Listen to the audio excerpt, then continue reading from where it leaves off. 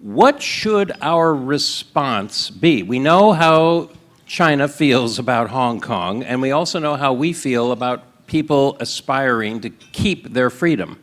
What's the appropriate response? A strong response. We have to stand with the people of Hong Kong. And the reason we have to stand with the people of Hong Kong,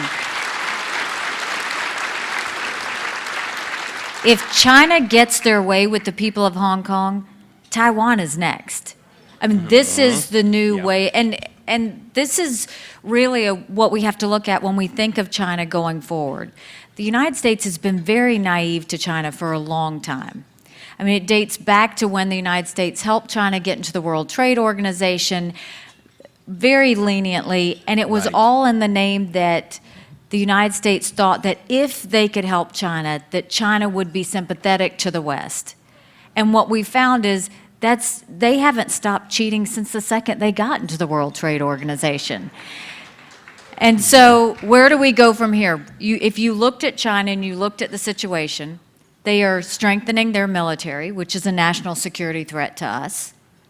They are investing all over the world, but where they're investing are in these smaller countries.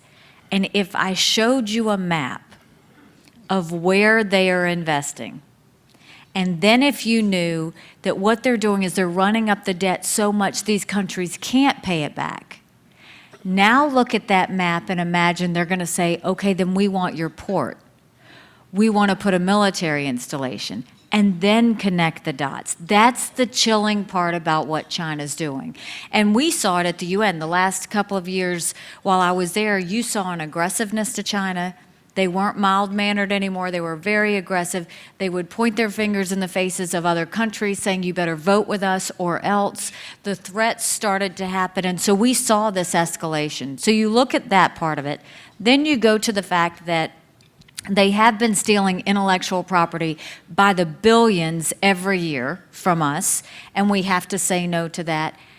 Then you go and they have 1 million plus Uyghurs or Muslims in re-education camps, making them change their name, change their religion, change their way of thinking. If any other country in the world was doing this, the world would be just on fire about it. Right. Yet because it's China, other countries are too scared to speak about it.